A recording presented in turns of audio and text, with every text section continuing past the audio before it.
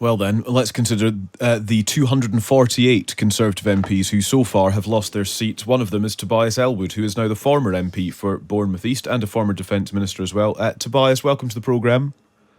Good morning to you. How are you reflecting on defeat? Yeah, much to take in, and interesting listening to that last discussion. I was listening earlier to Douglas Alexander, that's now made a return to Parliament. You might recall he lost his seat, and he is now back. And what he went through, or the party went through in 2 years to reform that party to its winning position today, that is something that I think the Conservatives, all of us, that are feeling very bruised today, but retain the energy and desire to see a return, it's worth pondering. We can do this, but the nation has clearly spoken. We enter a new chapter in British politics. This is a huge Labour government. I am concerned about the scrutiny of that government because of the change in the size of the majority. But let's face facts here. Our party has some serious homework to do to responsibly regroup, to rebuild, to rekindle that collective sense of purpose about what we actually offer to the nation. And in that last conversation, it was very clear. The nation was confused what our messaging was. And I'm afraid the common denominator throughout the recent political disturbance over the last few years has been an absence of discipline and collective resolve. Instead, we've seen the pursuance of rival agendas within our ranks, tribal rivalry, constantly dominating those headlines and challenging what the Prime Minister was trying to achieve. It therefore mattered little that we'd actually improve the economy. Fiscal responsibility is returning. A party that doesn't exhibit that sense of purpose and back their leader will not gain the trust of the British people. It's quite an instant post-mortem that you're doing on all of this, Tobias, I suppose. Do you see a role for yourself in any capacity in the Conservative Party, or is this the end of this particular era and it's on to something else for you? No, not at all. I think, as I say, there are many of us. We'll take a few days off to reflect and so forth. But there is a determination, I think, for many of us to reflect on what happens next. I would strongly encourage Rishi Sunak to remain on as leader. I would have one change that I've made before leaping in to say we should go in this direction or another, because until the power of selecting any new party leader is returned to the parliamentary party, then wannabe future leaders seeking not to impress parliamentary colleagues with loyalty and so forth, but seeking to appeal specifically to our party base, will guarantee a continual of that internal tribal discord, meaning any serious discussion about how we might regroup or campaign techniques, crafting new policies, or even more fundamentally, given the rise in reform of where our modern Conservative Party sits in today's political spectrum, none of that will ever be achieved. The party collectively must want to be led. Well, that's interesting, because it sounds like you're quite worried, actually, about who's left. I mean, I'm looking at my list of notable names from the Conservatives, which I've been, frankly, ticking and crossing off through the course of the night. And when we look at who is left to kind of rebuild from here, there's kind of Kemi Badenoch, Oliver Dowden, Suella Braverman. Are any of these people the right people to rebuild the party, as far as you're concerned? You're leaping ahead and wanting to do the micro to say who will be the leader. Well, yeah, I'm saying firstly... Tim Shipman reported on our programme last night that his understanding was that Rishi Sunak would resign as Conservative leader today. I have a lot of respect for Tim Shipman, but I would strongly discourage Rishi Sunak from stepping back for the very reasons that I'm pointing out. So how long should he stay for, I suppose, then, is the question. Well, after overseeing a spectacular defeat? Well, part of dealing with a spectacular defeat is then taking responsibility of how the party picks itself up.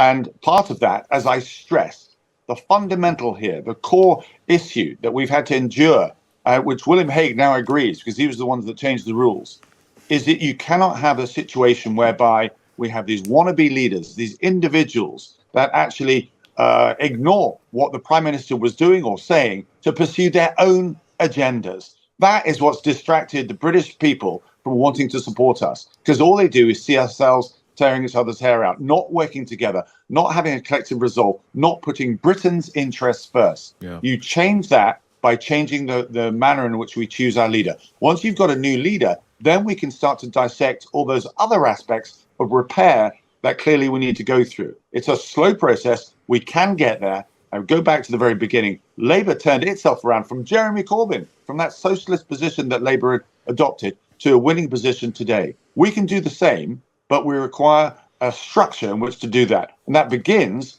with changing the leadership rules. Okay. Tobias, I think you have to go, but thank you very much. Thanks for your time.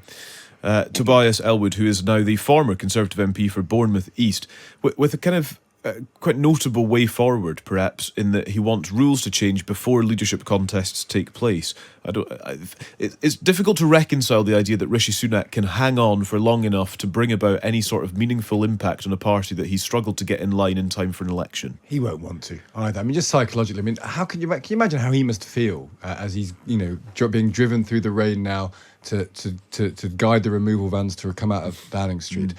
Now, the Conservatives have lost more than 200 seats. Even their own former PM, Liz Truss, has been beaten. That's quite a recent result. On what is a disastrous morning for the Conservatives, we are very glad to be able to speak to Chris Heaton-Harris. He was the Conservative MP for Daventry since 2010, not standing in this election, and for the next few hours is Secretary of State for Northern Ireland. His old seat, I suppose, is yet to be called. Good morning to you. Good morning.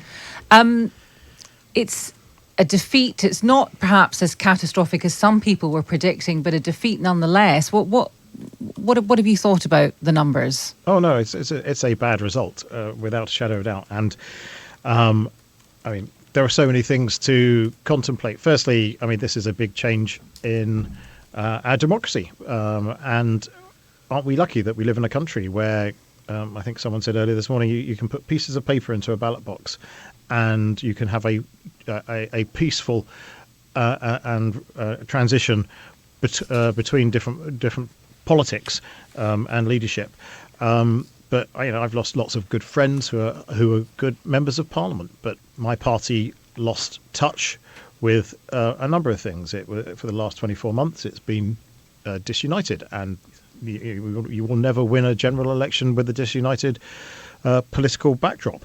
My party didn't deliver on the promises that it made in quick enough time, and there might be lots of very, very good reasons for that, but the British public rightly expect more. So, I take my hat off to Keir Starmer and the Labour Party. I wish them all the best for our country as he forms his government later today. And there isn't even a lesson for all of us here in the political scene, because he's got a massive majority, but I think it's on one of the lowest turnout figures for a government to receive. So there's a lot of people who are disenfranchised from politics, and they've shown that by both how they voted and indeed how they haven't voted across the piece. You talked there about failure to deliver and disunity. Do you think that disunity where did it start? Was it avoidable or not? That's a great question to ask a former chief whip. Maybe I didn't do my job properly back when I was chief whip, but it probably started a decent time ago. I mean, my party didn't deal with coming out of Brexit in a way that I think most people expected it to. I thought we'd got over that in 2019 when we went into the general election, and mostly we had. But then other political issues came. We had COVID, and obviously there was a big debate within the Conservative Party about the lockdowns at the time and how quickly we should emerge, especially from the third one. So there's a whole host of reasons. But actually, what you've seen for the opposition, and I believe it has been rewarded today, is a pretty unified Labour Party and a pretty unified Lib Dem Party supporting their leader to the hilt and presenting a unified message. Many people trace the misfortunes of the Conservative Party back to Brexit. Other people say actually it was more to do with also to do with three prime ministers in very short succession, and it was to do with so-called culture wars. It was to do with different factions, infighting. It was to do with weak leadership. I mean, there are many things. It can't. Would you agree that it was all those things, or was it one thing more than another? Oh, I think it was you could almost say it was a Molotov cocktail of those things, it gradually got to the point where people stopped trusting us, and that is unbelievably damaging for any political party. And as I say, we lost some amazingly good MPs here. But if a divided party does not win elections, and that's got to be one of the things that the new Conservative parliamentary party of, so far I think on the screen it's got 117 MPs. It needs to stick together. It needs to demonstrate that it can be a viable and proper opposition to this Labour government, and then it needs to plan for the future. Would you want Rishi Sunak to stay on? Well, that's down. I'd say that's down to these are very personal choices that prime ministers. Oh no, but I'm asking you make. personally. Would Yeah, you like him to stay on? I mean, I think it would be better for the party if he did, but equally, I can completely understand if he chose not to.